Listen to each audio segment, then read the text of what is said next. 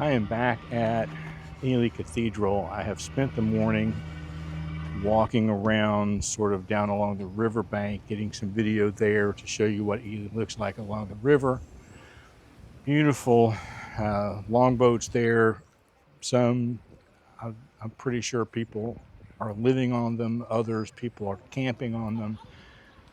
But it's just a beautiful spot down there. And then a little walk up through where Market Square is. I did not see the market there today, but just a nice little walk around Ely this morning to bring me back to this spot.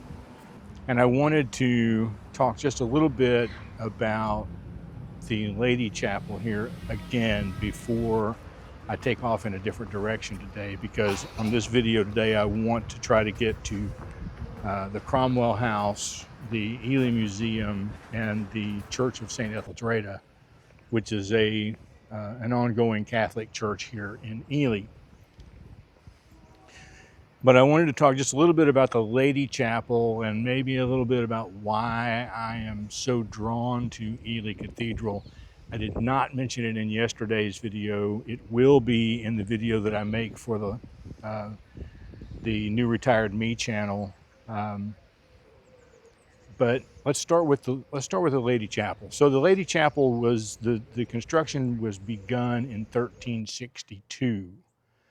And in 1363, you can't see it from here, but the square tower above the altar collapsed. So they were already in the construction phase of the Lady Chapel when suddenly now they're faced the daunting task of having to rebuild the tower. Keep in mind that this was a church at the time that was run by a monastery. Monks were here, they lived here on this premises, and through their obvious great, I don't know what the word is I'm looking for, but they handled money well.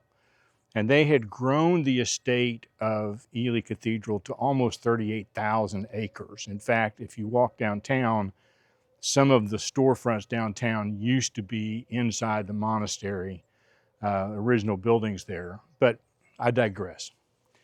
This Lady Chapel, I want you to try to imagine this large window and all the large windows around it in stained glass.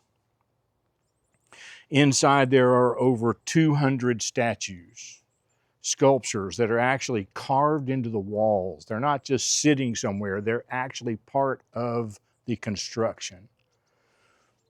The place would have been filled with light. It would have been reverberating with music as the monks came in to do their chants. The echo inside will last about 7 seconds. I didn't try that on my video yesterday because there was a lot of people in there and I didn't want them to think I was being stupid. But it will last about 7 seconds. So you can imagine this sound. One of the reasons that the chants of the monks move slowly is because they're designed to be sung in places like this where the echo follows them. When they had to rebuild the tower, they realized as they were digging down to put their buttresses in to hold these two buildings up, 6 feet below ground, they hit water. The Isle of Ely is not very high above sea level. In fact, the fens that they wound up draining in the 17th century, or 1700s, I should say, were only about 8 feet below sea level. So there is a very high water table here. And they had to dig a trench between these two buildings out into the fens to drain the water from underneath the cathedral. It took almost a year for the water to drain out. How the place stood for so long sitting on that water table, nobody really knows. But I have just been, one of the reasons that I am attracted to this cathedral is the Lady Chapel. not necessarily as it appears now, but because my imagination takes me back to a time when what could have been taking place. And it just fills me with awe that all of this would have happened in the 1300s. This kind of construction and architecture is unbelievable to me. Now, as for why I'm particularly drawn to the Ely Cathedral, it's a pretty simple thing, and it's twofold. One is because on Thanksgiving Eve, when I was living here on Thanksgiving Eve, Thanksgiving is not traditionally celebrated by the Brits, obviously. But on Thanksgiving Eve, there is a service here, and I did ask at the entrance. That service still goes on every year now. But there is a service that is combined between the American military from RAF Mildenhall, where I was working, and RAF Lakenheath just down the road, and the local British. And it's a service particularly for music, and there's a choir that is underneath that octagon tower that performs for that service. And then afterward, the American military families all bring pumpkin pies. Now, I don't know how it is now, but 30 years ago, pumpkin pie filling was not something the Brits could get their hands on in their local grocery stores. And they absolutely loved the American pumpkin pie. The local Brits would bring mulled wine. This was my first experience of having mulled wine, warm mulled wine. And it is a marvelous invention. And so that service itself is one of the things that drew me to this, because we came to that a couple of times. But in addition to that, and I don't think it was a Thanksgiving Eve service, I don't really remember the purpose of why I was here. It might have been in one of those services, because the American military at RAF Mildenhall, the chaplain program there that I worked with, asked me to come and sing at a service that was being held here. I don't remember what I sang. It was with a soundtrack. I do remember that. But to stand under that octagon with no need of a microphone and sing and hear your voice reverberate through this cavernous cathedral, it is a performance that I will never be able to repeat. Now, I don't consider myself to be a great singer, and whatever little bit of talent I had 30 years ago, it's pretty much gone now. But I do love to sing, even if nobody wants to hear me sing. And so, in case you haven't seen it, I'll just do a little self-aggrandizement here in this video. The end screen for this video will be one of the songs off of my original YouTube channel that I did not long after coming back to the States from England on a religious television show. Having said all of that, I'm going to go inside to take some pictures. I have about 6 pictures I want to take for my photography channel. And then I'm going to take you around. We're not going to video that for this, but then we're going to take you around to these other 3 places I want to go see. I've talked way too much, again, as I always do when I don't have a plan. We'll see you back here in just a little bit.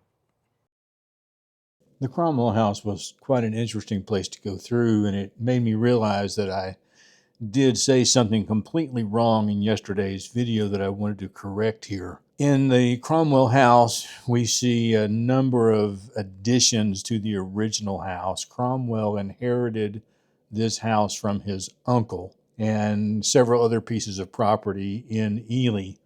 And over time, he went into politics. He became a minister of parliament under King Charles I.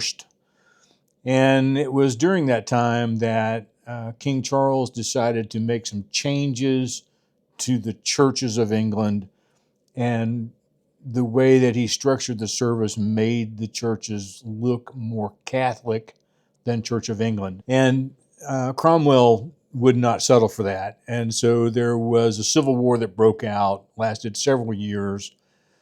Cromwell became sort of the de facto leader of the revolution against the king, ultimately ended in the king being beheaded, and Cromwell was named the Lord Protector of England. Now, there's a lot of pros and cons to Cromwell, as is pointed out in this house, because while he did, as I mentioned, it was his men who destroyed all of the artwork of the Lady Chapel and all the other icons that were in the Ely Cathedral. He did allow Catholics to worship, although more privately.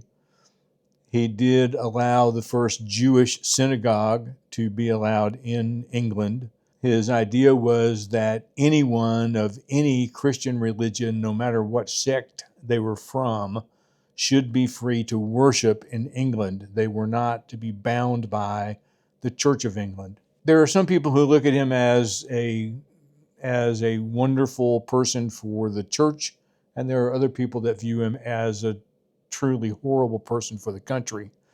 In the end, when King Charles II came into power, all of the people who followed Cromwell who were still alive were put to death. And Cromwell was actually dead at this time, but his body was exhumed and he was beheaded. His dead body was beheaded and his head was put on a stake. That head was taken down and stored for about 300 years in secret.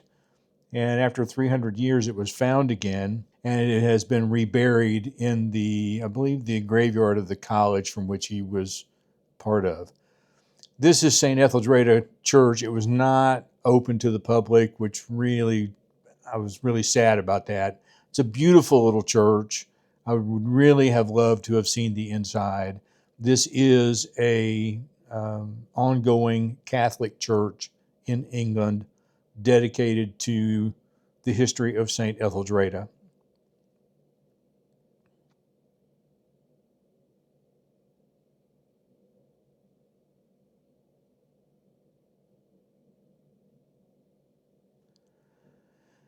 The last place I went today was the Ely Museum, and it's a small little place, but it is packed with history from prehistoric times. Did the dinosaurs roam England was one of the questions there, on into the Middle Ages, on into a more modern time period. There is some stuff here about the fins being drained. That actually happened over 2 attempts. In the first attempt, after the fins were drained, the peat that was at the bottom, as it dried out, it began to sink. And the lower it sank, the more water began to pour back in again. And so they had to drain it again. And it was on into the 1700s that it was finally completed. There is also information here about World War II, in that the people of Ely took children under their care from London. There were children from a Jewish school and from an all-boys school, I believe it was, that were shipped to Ely and were held in sort of a foster care environment by adults in Ely.